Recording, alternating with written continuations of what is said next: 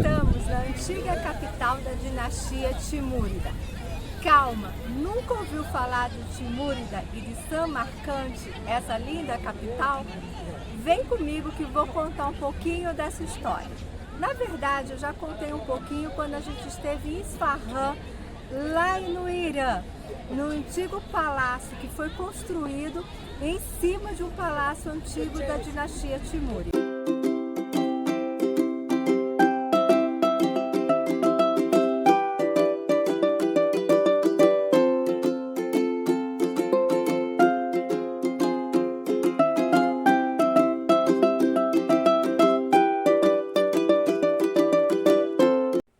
No vídeo introdutório da Ásia Central, falamos de como essa região é composta por várias tribos e que, devido à sua geografia e condições climáticas, há um favorecimento de constante movimentação dessas tribos.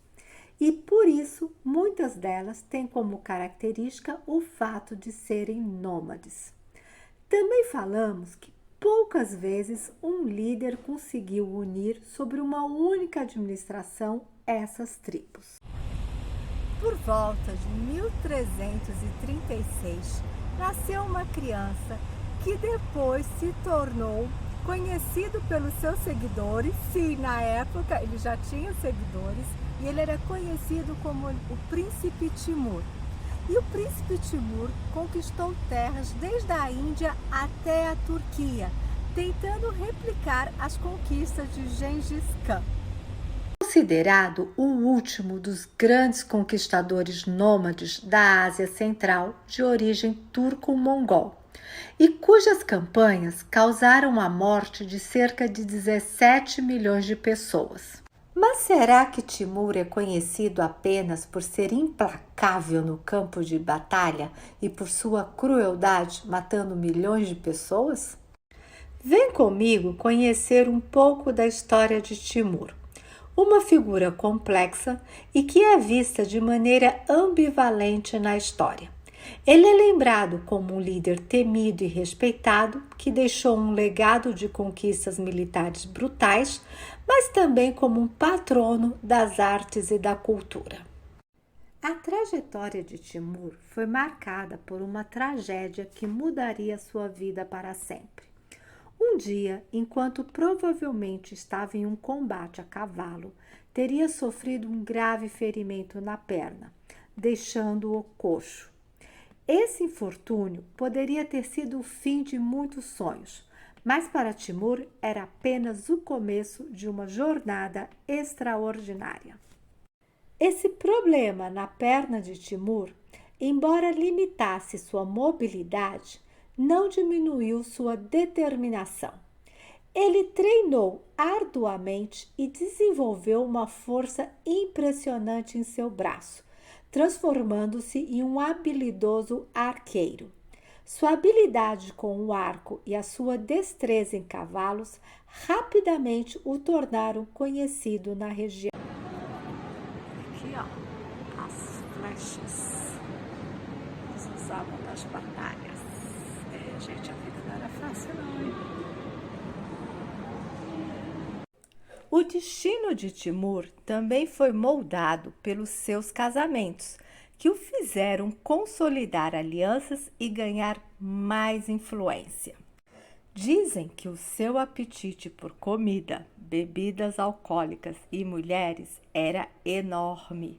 As esposas de Timur gozavam de estatuto elevado, com relativa liberdade social e considerável influência política. Ele teve um número considerável de esposas ao longo de sua vida.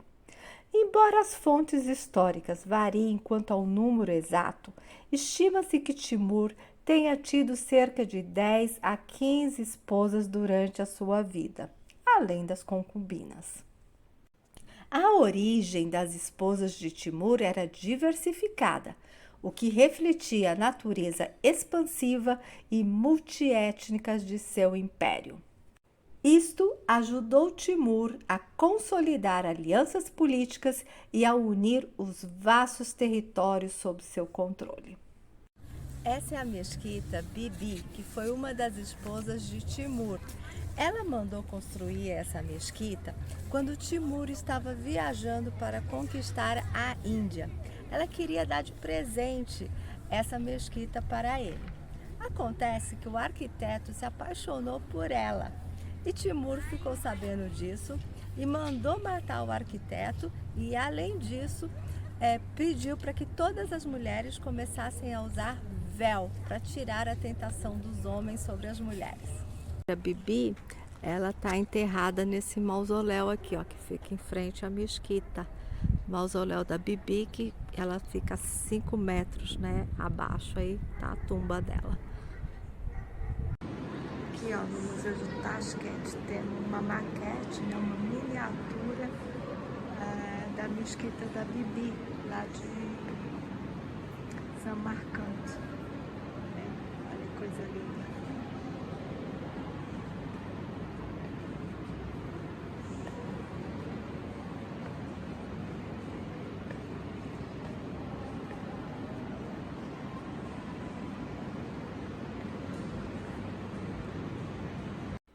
Timur fez um imenso império que ia da Índia, de onde ele incorporou centenas de elefantes para compor seu exército, até a atual Turquia, tentando replicar as conquistas de Gengis Khan. Criou o que ficou conhecido como a dinastia Timúrida de imperadores e fez de Samarcand a sua capital. Demonstração de como eram as construções na época, né? Ó, você vê que já tem elefantes, né? Porque esse contato com outros povos que eles tinham aí, Índia, tudo. Uma batalha que merece destaque é a Batalha de Ankara, pois Timur derrotou as forças otomanas e isso retardou temporariamente a expansão otomana, permitindo que outros impérios e estados da região se ajustassem. Aqui, ó, uma batalha, né? Retrato de uma batalha antigamente. Era corpo a corpo. Timur foi conhecido por sua brutalidade nas campanhas militares e por praticar atos chocantes, como a construção de pirâmides com cabeças de pessoas mortas. Estamos visitando o Museu de Timúrida, aqui em Tashkent. Gente, vimos algumas relíquias, como a letra do Timur, uma carta que ele mandou para o rei da França. Também temos moedas com o nome do Timur. Tem o código do Timur, que na verdade é quase que um diário dele, né? Ele deixou, né, um diário do que ele fazia, de como ele chegava nas cidades, como é que ele tratava os pobres, os arquitetos, os médicos. É bem interessante. Moedas que tinham o nome do Timur.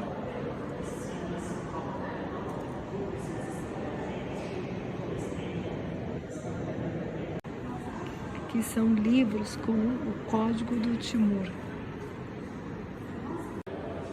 Aqui é Timur entrando em uma cidade.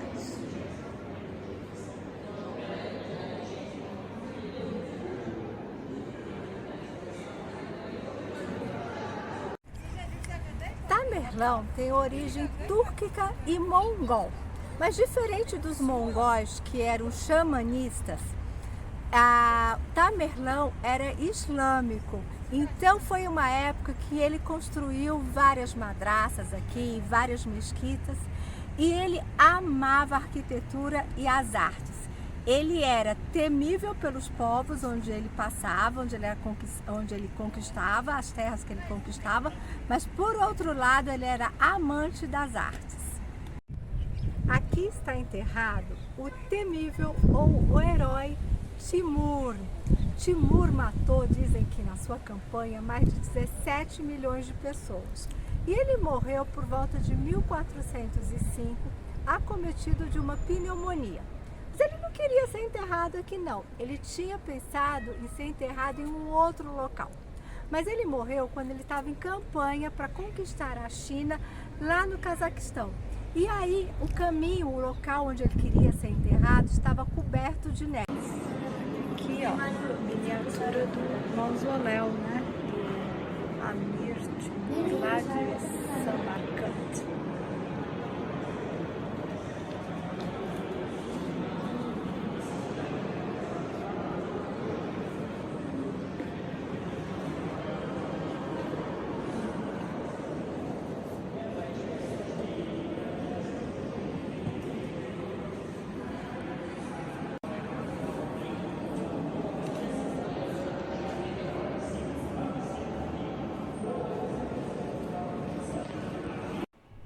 O mausoléu onde está enterrado Timur viria a inspirar o Taj Mahal na Índia. A construção do mausoléu tinha se iniciado em 1403, após a morte súbita do neto preferido de Timur. E aqui, ó, Taj Mahal representado, que foi inspirado no mausoléu do Timur, que a gente viu lá em Samarcand.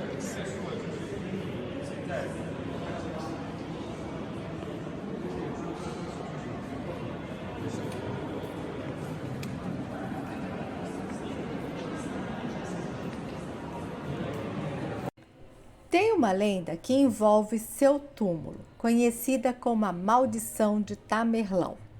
Segundo a lenda, teria uma inscrição na sua tumba que dizia: "Quando eu levantar dentre os mortos, o mundo irá tremer, e aquele que perturbar o meu sono desencadeará um invasor ainda pior do que eu." Bem, durante o período em que o Uzbequistão fez parte da União Soviética, Stalin teve interesse no estudo antropológico de Timur. Em 20 de junho de 1941, um antropólogo soviético abriu a tumba de Timur, visando confirmar se Timur realmente tinha marcas na perna do acidente que o deixou manco. Lembram dessa história? Bem, 2 dias depois, em 22 de junho de 1941, Hitler atacou a União Soviética, dando início a nada mais, nada menos que a maior invasão armada da história, o ataque da Alemanha nazista à União Soviética.